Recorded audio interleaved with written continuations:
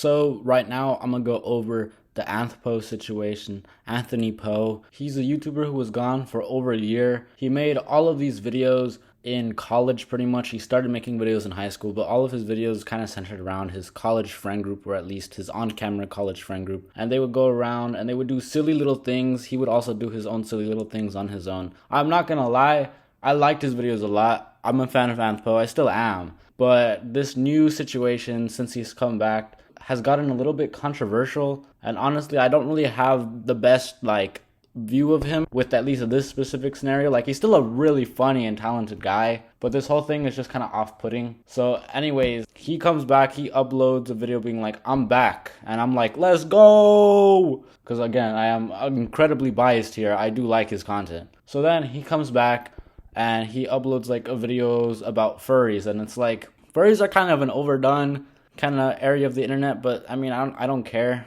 It's just minor nitpicking, but whatever. But what got really weird is the whole portion of the video was centered around getting invited into a furry sex party basically, and it's that's a really weird topic to do it on, but I get it. It's kind of funny. Haha, furry, haha, sex, whatever. But then part of the video kind of implied that Anthpo went and filmed these people without their consent and also uploaded it online. In the video itself, just speaking on the video, and I am just talking about the timeline. I know he apologized and stuff, but I'm just gonna go over the timeline real quick. To the public's perception, it looked like he only vaguely implied that the first group of furries were okay with him filming.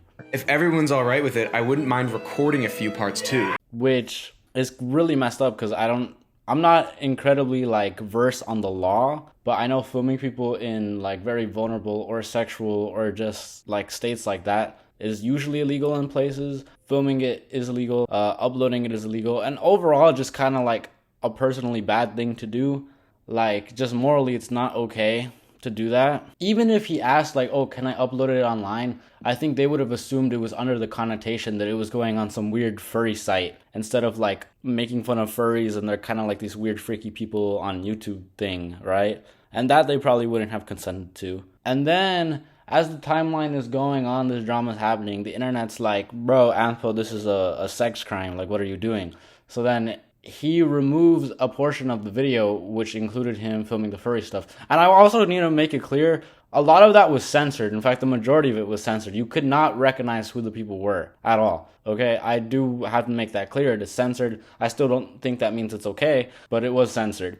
Anyways, he removed that whole portion of the video. I think it was 2 minutes of that video being gone, and people were like, bro, he's cooked. He did it. He's guilty. I was kind of giving him the benefit of the doubt, being I don't know. I was just trying to give him the benefit of the doubt. I'm gonna keep it a buck. Like I said, I'm a fan of his. But anyway, since going forward, he recently apologized. Here's his apology. I want to clear up some misconceptions from the furry video. I removed 2 minutes from the video after speaking to on and off the people involved, and they asked to be removed. They did not want the situation to become a huge deal.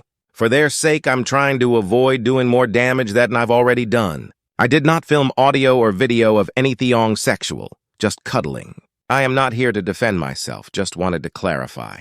All audio was remade. Recording was mentioned beforehand. A phone was visibly set up in the hotel room. And then afterwards, everything was heavily blurred or remade entirely. I had spoken to lawyers and checks were done by YouTube. This being said, this does not excuse what I did as anything less than horrible. I'm disappointed in myself and am so sorry to those specifically involved and to those who feel betrayed. For those criticizing me for perpetuating stereotypes amongst the furry community, I want to apologize and emphasize that wasn't my goal in any capacity. I greatly appreciate those of you who reached out with genuine concern. I turned the video into a fundraiser for the Trevor Project. So, first off, I do think it's a decent apology. I am glad that he, addressed things. I'm glad that he kind of implied that, everybody sort of agreed to it being filmed. But the one thing is, he never really talks about it agreeing to be uploaded on the internet or being uploaded on YouTube, which I'm kind of assuming he actually did not have consent for that, because if somebody was asking for it to be taken down, that means they weren't okay with it being posted, which means he did not have permission or consent to post it.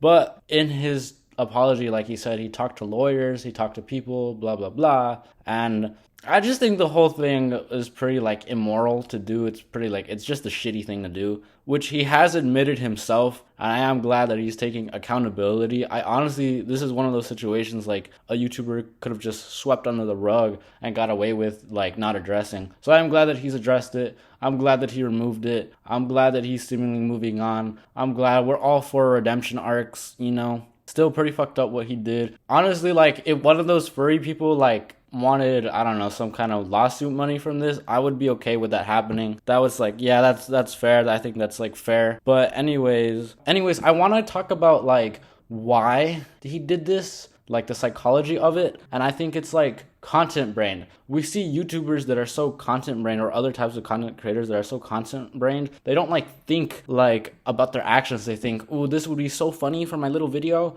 And it's like, bro, like, what was it? This dude Neon got like arrested for filming in places he shouldn't be filming. And it's like, why are you stupid? Like, bro, did not even think about considering like the other cultures and stuff. Logan Paul, when he does this shit in Japan, doesn't even think about the cultures and how it affects people. He's just like, the world is my prop. It's not. Neither is the furry sex cults. They're not your prop for your video either. Anthpo got me defending furry sex things, okay? That's how awful the situation, bro. He got me defending the furries right now. I think he's pretty content brained with this upload, at least. I don't know if it's like just with this upload or like the other ones are all gonna be like this, but I think he kind of crossed the boundary in like respecting what people do. And like, but this would make funny content though, which in fairness, it kind of did. It did make good content. I'm not gonna lie. Like I said, I like Anthpo. He's kind of funny. It was good video. But yeah, I think overall, I think YouTubers just need to stop treating like the world like their prop and give people respect, which is another point I want to talk about. Anthpo, I know he's done this whole like super sleuth spy mission type shit where he like spies on people, but he did that last time that I know of, because I said I know my Anthpo cinematic universe lore. He did this with a cult, and that was like incredibly justifiable, and I don't think anybody has a problem with that. But this is just a completely different situation. So overall, just kind of disappointed in my boy, but I hope he comes back. I hope he makes that comeback.